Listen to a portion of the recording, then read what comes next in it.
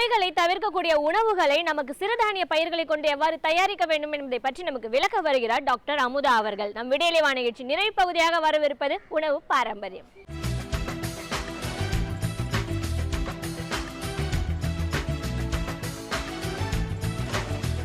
வணக்கம்.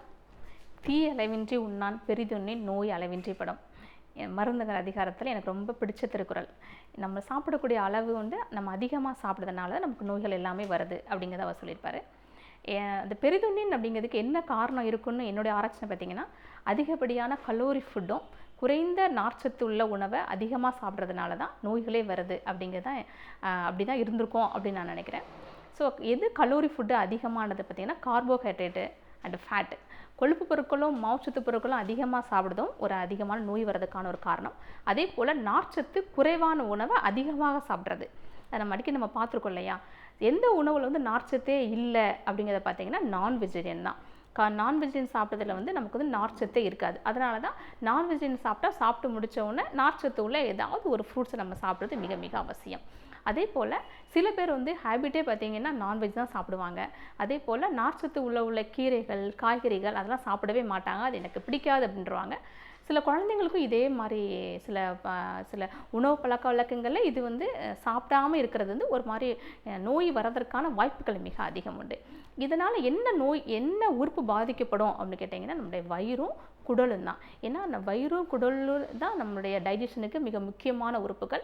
நார்ச்சத்து இருந்தால் மாத்திரமே நம்முடைய ஜீரண உறுப்புகள் ஒழுங்காக செயல்பட்டு அந்த பெரிஸ்டாலிக் மூமெண்ட் அப்படிமோ, அதாவது குடலில் வந்து சில இயக்கங்கள் காணப்படும். இப்போ நம்ம சாப்பிட்டோன்னா அந்த சாப்பாடு நேராக வாயிலிருந்து உணவுக்குள்ள வழியாக வயிறுக்கு போகுது, வயிறுலேருந்து டைஜஷன் ஆகி அது குடலுக்கு வரும்போது சில மூமெண்ட் இருக்கும். இந்த மூமெண்ட்டுக்கு ஹெல்ப் பண்ணுறது வந்து நார்ச்சத்து உணவு தான். நார்ச்சத்து இருந்தால் தான் சரியான மூமெண்ட்டில் அந்த உணவு வந்து நம்ம ஜீரணமாகி அந்த மலமாக வெளியேற்றப்படுறதுக்கு நார்ச்சத்து முக்கியம். அதே போல் பார்த்திங்கன்னா, சில பேருக்கு பார்த்திங்கன்னா மலச்சிக்கல் அதிகமாக காணப்படும். 2 நாளைக்கு ஒரு தடவை தான் நாங்கள் மோஷன் போவாங்க. சில பேர் வாரத்துக்கு ஒரு முறை மோஷன் போகிறவங்களும் அதிகமாக உண்டு. அது பார்த்திங்கன்னா இந்த பெட்ரிட்டனில் இருக்கிற பேஷண்ட்டு, அதே போல் அந்த மூல நோயினால் பாதிக்கப்படுறவங்க, ஃபிஸ்டுலாங்கிற பௌத்திர நோயால் பாதிக்கப்படுறவங்களுக்கு வந்து மலச்சிக்கல் அதிகமாக காணப்படும். மலச்சிக்கல் இருக்கிறதுனாலையும் மூளை வரும், மூளை இருக்கிறவங்களுக்கு மலச்சிக்கல் காணப்படும். ஸோ இது ரெண்டுக்குமே வந்து நார்ச்சத்து உணவை நம்ம அதிகமாக எடுத்தோம் அப்படின்னா அந்த நோய்கள்லாம் சரியாயிடும். இப்போ பார்த்திங்கன்னா மாதத்துக்கு 2 பேராவது அந்த கோலான் கேன்சர், அதாவது குடலில் வரக்கூடிய புற்றுநோயினால் பாதிக்கப்பட்டு வந்துட்டுருக்காங்க. ஸோ அவங்களுடைய உணவு பழக்கவழக்கங்களை நம்ம ஆராய்ச்சி பார்த்தோம்னா நார்ச்சத்தே இல்லைங்கிறாங்க. ஸோ அவங்களுக்கு ஒரு மிக சிறந்த உணவாகும். அதே போல் நம்ம சாப்பிடக்கூடிய உணவுலேயே அவங்களுக்கு தேவையான கேன்சரை குணமாக்கக்கூடிய ஒரு மருந்தை பற்றி நம்ம இந்த எபிசோடில் பார்க்கலாம். இந்த நிகழ்ச்சியில் வந்து இந்த வெங்காய செடியை பற்றி நீங்கள் கேள்விப்பட்டிருப்பீங்க. வெங்காயத்தை நம்ம அதிகமாக உணவில் எடுத்துப்போம், ஆனால் வெங்காய செடியை நம்ம அதிகமாக எடுக்கிறதில்ல. கேட்டிங்கன்னா அந்த வாசனை எனக்கு பிடிக்கலமாங்க. ஆனால் வெங்காய செடி வந்து ஒரு மிக சிறந்த கேன்சரை குணமாக்கக்கூடிய ஒரு முக்கியமான மூலிகை வகுப்பில் அது வருது.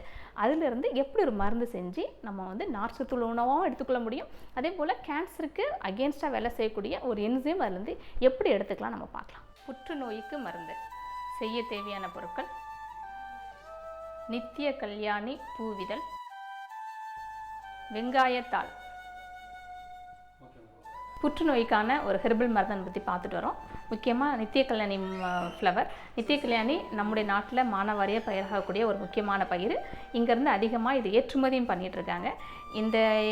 இதனுடைய பொட்டானிக்கல் நேம் வின்கா ரோசியா. இதில் உள்ள இந்த வின்சிடின் அப்படிங்கிற ஒரு என்சைம் வந்து அப்படிங்கிற எக்ஸ்ட்ராக்ட்ல இருக்கக்கூடிய ஒரு என்சைம் ஒரு மிக சிறந்த புற்றுநோய் செல்லை அழிக்கக்கூடிய சக்தி அதிகமாக காணப்படுது.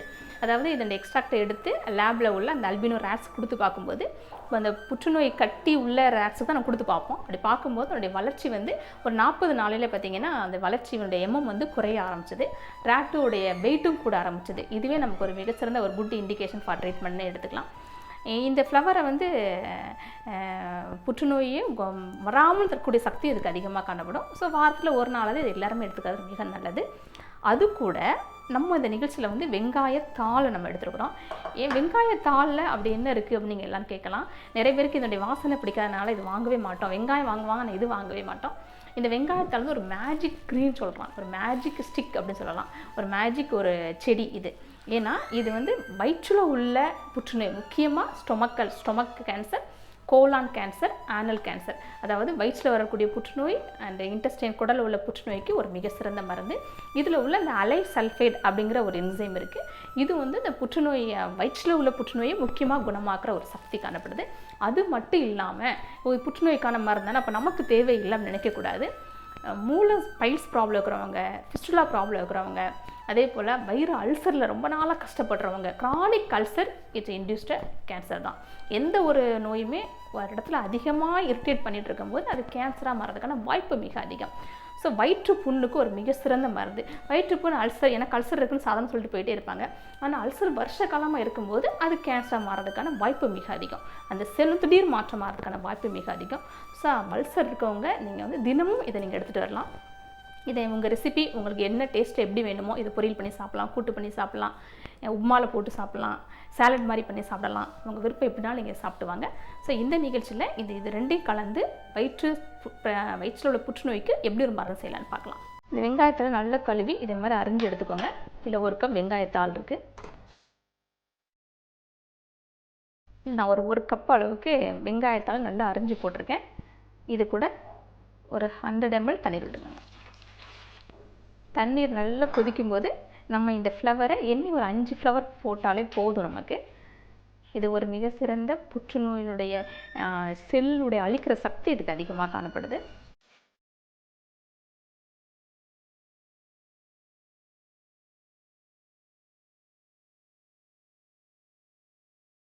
இப்போ இந்த வெங்காயத்தாள், இந்த வெங்காய செடி வந்து ஒரு 10 மினிட்ஸ் நம்ம நல்லா பாயில் பண்ணிட்டோம். இது நல்லா இது அரோமேட்டிக்கோடு நல்ல ஒரு அரோமேட்டிக்கோடு நல்லா வெந்துட்டுருக்கு.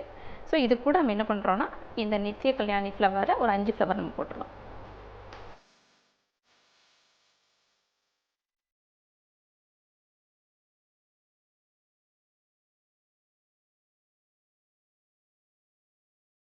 இதுக்கு என்ன பக்குவம்னு பார்த்தீங்கன்னா, இந்த பூவோட கலர் வந்து நல்லா பேலாயிரும். இந்த பூவோட பிங்க் கலர், இந்த கலர், இந்த பூ இந்த கொதிக்கிற அந்த வெங்காயத்தாளோட அந்த டிகாஷனோட சேரும்போது இது கலரோட எக்ஸ்ட்ராக்ட் வடிஞ்சு இந்த கலரோட பேலாயிரும். இது பேலான ஒரு 5 நிமிஷத்தில் நம்ம அதை ஆஃப் பண்ணிடலாம்.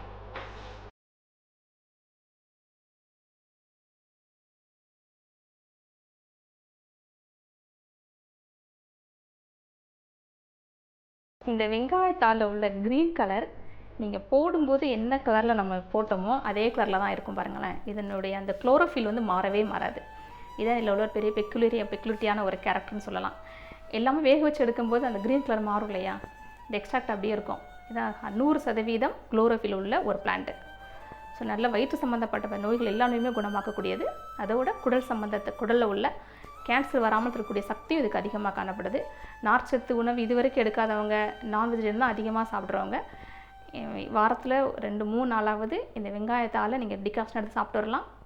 இது ஒரு மிக சிறந்த ஒரு மருந்து. வெங்காயத்தால் நித்திய கல்யாணியோட பூவை வச்சு எப்படி ஒரு வயிறு கேன்சர், குடல் கேன்சருக்கு ஒரு மிக சிறந்த ஒரு மருந்து எப்படி ரெடி பண்ணலாம் நம்ம பார்த்தோம். இதை நீங்கள் வந்து கேன்சர் பேஷண்ட்டு மட்டும் இல்லாமல் நீங்கள் நல்ல உங்களுக்கு மலச்சிக்கல் இருக்கவங்களும் இதை எடுத்துக்கலாம். அதே போல் இது கேன்சராக இருக்குமா அப்படின்னு சந்தேகத்தில் இருப்பாங்க, ஒரு கட்டி இருக்குது அப்படிம்பாங்க.